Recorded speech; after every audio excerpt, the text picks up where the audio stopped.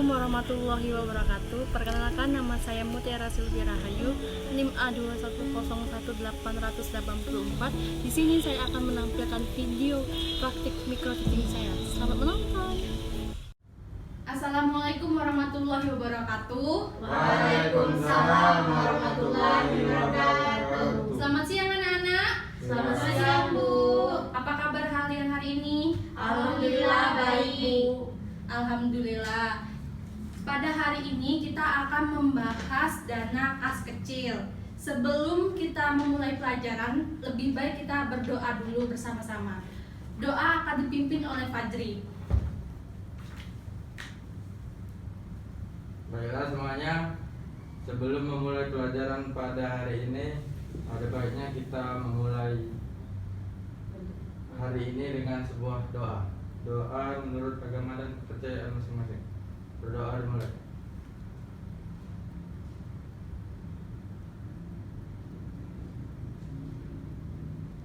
Berdoa selesai. Baik, selanjutnya Ibu akan mengabsen kalian semua ya.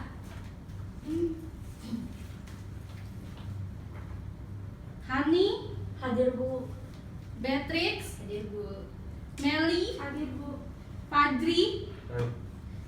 Baik, semuanya lengkap ya. Baik, hari ini kita akan membahas dana kas kecil. Sebelum memulai, Ibu akan membacakan tujuan pembelajaran. Tujuan pembelajaran hari ini adalah setelah pembelajaran diharapkan peserta didik mampu yang pertama mendeskripsikan pengertian dari kas kecil, yang kedua mendeskripsikan pengertian dari kas kecil, yang ketiga menjelaskan tujuan kas kecil, yang keempat menjelaskan apa itu metode-metode dari pengelolaan dana kas kecil, dan yang kelima yaitu mengetahui peralatan apa saja yang bakal dibutuhkan saat mengelola dana kas kecil. Yang pertama, apa sih pengertian dari kas? Ada yang bisa menjawab? Iya, Hani, apa itu pengertian kas? Kas itu adalah tempat untuk menyimpan uang. Ya, bisa diterima. Ada lagi yang ingin menjawab? Saya, Bu. Iya, Meli? Kas itu adalah harta kekayaan perusahaan yang sifatnya sangat liquid dan berjangka pendek yang dapat dipergunakan dengan bebas untuk kegiatan operasional perusahaan. Iya, udah benar jawaban teman kalian yang berdua itu. Pengertian dari kas. Kas itu adalah alat pembayaran tunai yang setiap saat digunakan oleh suatu perusahaan atau instansi dalam berbagai kegiatan. Sampai sini bisa dimengerti? Mengerti, Bu. Selanjutnya Ibu akan membacakan apa sih pengertian dari kas kecil. Kas kecil adalah beberapa dana yang dibentuk terutama untuk pengeluaran yang bersifat rutin dan relatif kecil jumlahnya. Dan contoh dari pengeluaran dari kas kecil itu seperti pembelian materai, biaya fotokopi, biaya konsumsi, atau biaya-biaya kecil yang dibutuhkan oleh pimpinan. Sampai sini bisa dimengerti? Mengerti. Ada yang ingin ditanyakan? Oke, baik. Ibu akan melanjutkannya. Selanjutnya ada tujuan pembentukan dana kas kecil. Ada yang tahu apa tujuan dari kas kecil itu dibentuk? Saya, Bu. Ya, Beatrix, silakan. Jadi tujuan kas kecil itu pertama untuk menangani masalah perlengkapan, yang kedua untuk menghindari cara pembayaran yang tidak ekonomis. Oke, itu sudah betul. Jadi intinya tujuan dari pembentukan kas kecil itu ialah mempercepat atau mempermudah staf karyawan atau pimpinan dalam membutuhkan dana-dana yang relatif kecil dan mendadak. Seperti halnya tadi membeli materai, biaya fotokopi dan lain-lain itu. Jadi bisa dikatakan itu untuk mempermudah staf karyawan atau pimpinan dalam mengeluarkan dana.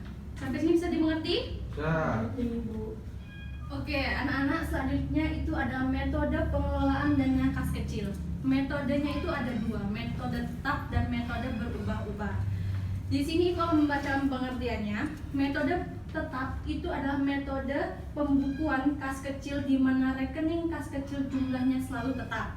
Sebaliknya, metode berubah-ubah itu jumlah rekeningnya itu bakal selalu berubah-ubah. Sampai sini ada yang ingin ditanyakan? Iya, Fadri? Di dalam metode dalam pengolahan kas kecil tadi terbagi menjadi dua. Iya. Yang pertama metode tetap dan yang kedua itu metode berubah-ubah. Iya. Di dalam kedua metode tersebut bisa Ibu jelaskan apa perbedaan yang terdapat? Oke, baik. Di sini Ibu akan memberikan contoh ya. Metode tetap itu seperti perusahaan angkutan. Di awal pemberangkatannya bisa dia diberi dana 3 juta. 3 juta itu untuk biaya keperluan dia selama perjalanan. Jadi selama perjalanan misal dia ada bon BBM 2 juta, bon konsumsi 500.000 dan bon 200.000 itu untuk biaya lain-lainnya. Berarti kan bon yang dimiliki oleh pengangkut ini 2.700.000. Nah, bon itu bakal diberikan kepada pemegang kas kecil setelah dia pulang. Setelah dia pulang dikasihkan bon itu ke pemegang kas kecil dan berapa jumlah biaya yang dikeluarkan itu akan digantikan oleh kas kecil itu. Jadi dananya yang dikeluarkan 2.700.000, maka untuk pengisian kembali dana kas kecilnya itu ya tetap sebesar biaya yang dikeluarkan, yaitu 2.700.000. Jadi saldonya bakal 3 juta terus. Tapi sebaliknya, jika metode berubah-ubah, saldo awalnya misalnya 2 juta, terus misalkan di toko perlengkapan gitu, dia membutuhkan biaya-biaya, contohnya seperti yang di kasir, dia butuh tinta, butuh perinan, itu dia mengeluarkan biayanya misal 2 juta dan dia punya saldo 3 juta. Nah, pemiliknya ini merasa bulan depan itu bakal mengeluarkan biaya yang cukup besar, jadi ia menambahkan saldo sesuai keinginan dia. Jadi saldo itu tidak bakal tetap 3 juta seperti awal, bakal berubah-ubah. Sampai sini bisa dimengerti, Fajri? Ya Bu, terima kasih. Ada yang ingin ditanyakan lagi? Ya. Kalau tidak ada yang ingin ditanyakan, kita akan lanjutkan dengan diskusi ya. Oke, untuk selanjutnya kita akan diskusi bareng-bareng ya. Ya, Bu. Satu kelompok itu terdiri dari 2 orang. Kalian bentuk sendiri. Siapa ya? Oke. Di sini Ibu udah punya materinya.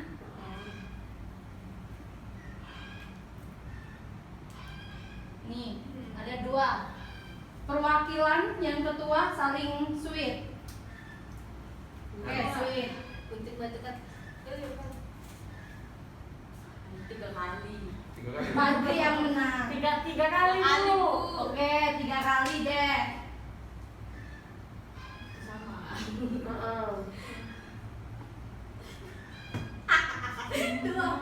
Nah, Satu kali lagi, Bu. Satu kali, Bu. Sabar. oke. Tungguan. Dua sama ya? Fadri. Fajri menang. Untuk kelompok Fadri dan Meli mau pilih warna apa? Berarti ini untuk kelompok Hani sama Petri. Di situ sudah ada materi yang Ibu tuliskan. Kalian diskusi bareng-bareng. Kalian cari apa jawaban dari pertanyaan dari Ibu itu. Sudah baca? Ibu akan kasih waktu kalian 15 menit untuk mencari jawabannya.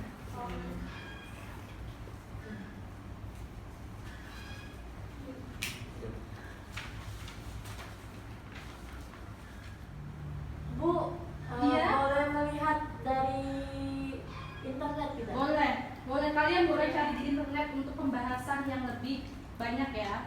Ya, Bu.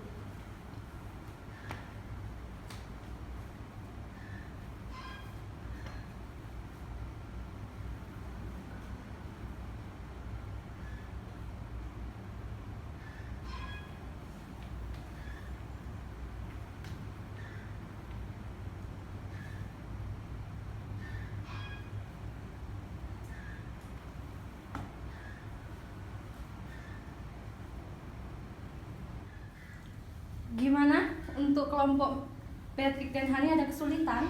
Belum ada Bu. Oke, lanjutkan ya. Iya. Untuk kelompok Fadli dan Meli ada kesulitan? Belum ada, Bu. Oke, baik, lanjutkan ya. Bagaimana? Diskusinya sudah selesai? Sudah, Bu. Oke, satu persatu akan membacakan hasil diskusinya ya. Siapa yang mau membacakan yang pertama? Oke, Hani. Tadi pertanyaannya adalah sebutkan pengertian kas kecil menurut para ahli minimal 2. Yang pertama adalah dari Kusnadi mengatakan bahwa pengertian kas kecil adalah dana yang meliputi pembayaran yang tidak menggunakan cek, melainkan menggunakan uang tunai.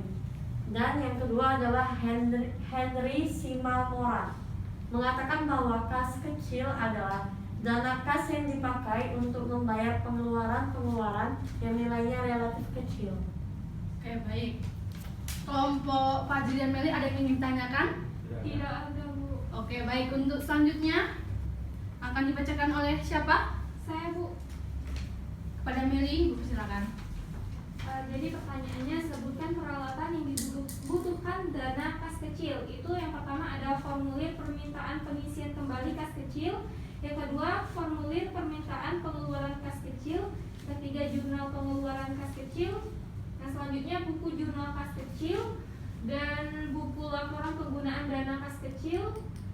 Terus bukti pengeluaran kas kecil, dan yang terakhir ada alat tulis dan alat hitung. Oke. Untuk kelompok Beltik dan Hani ada yang ingin ditanyakan? Tidak, ini tidak ada, Bu. Oke. Kalian bisa lihat di halaman selanjutnya, itu Ibu sudah memberikan contoh format untuk pengelolaan dana kas kecil yang akan kita bahas untuk pertemuan selanjutnya. Sampai sini ada yang ingin ditanyakan? Belum ada, Bu. Oke, untuk selanjutnya kita tarik kesimpulan pada pembelajaran hari ini ya. Iya, Bu. Ada yang ingin membacakan kesimpulan? Saya, Bu. Oke, Patrick, Ibu persilakan. Jadi kesimpulan untuk materi yang Ibu sampaikan hari ini tentang kas kecil atau petty cash. Kas kecil atau petty cash itu adalah beberapa dana yang dibentuk terutama untuk pengeluaran yang bersifat rutin dan relatif kecil jumlahnya.